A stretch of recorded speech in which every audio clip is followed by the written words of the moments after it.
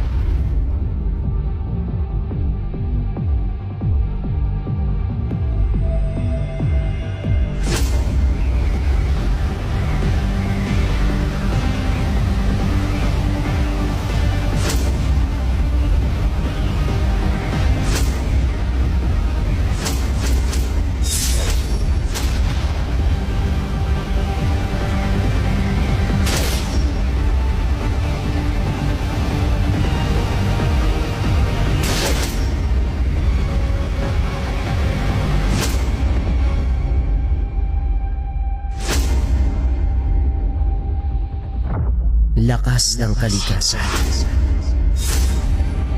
Lunti ang kamatayan.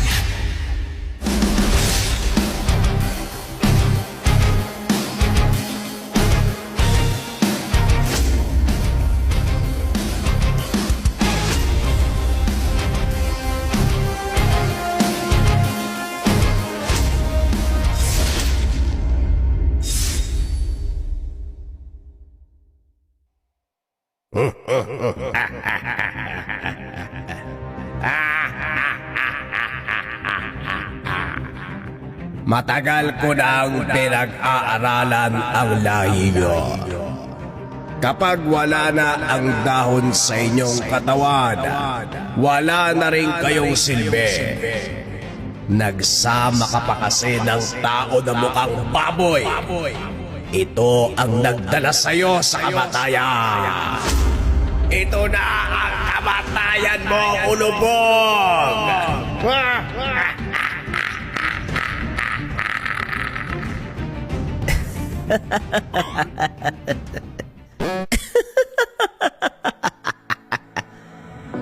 Alam mo, pangit ka na. Mangmang ka pa. Oo, tama ka.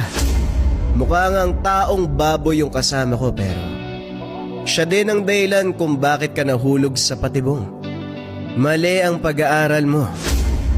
Pangit ka na. Mangmang ka pa. Wala sa dahon ng kapangyarihan ng angkan ng mga berde. Ngayon manood ka. Ipapakita ko sa iyo ang tunay na lakas ng aking angkan. Lakas ng kalikasan. Lunti ang kamatayan. Walang hanggang parusa.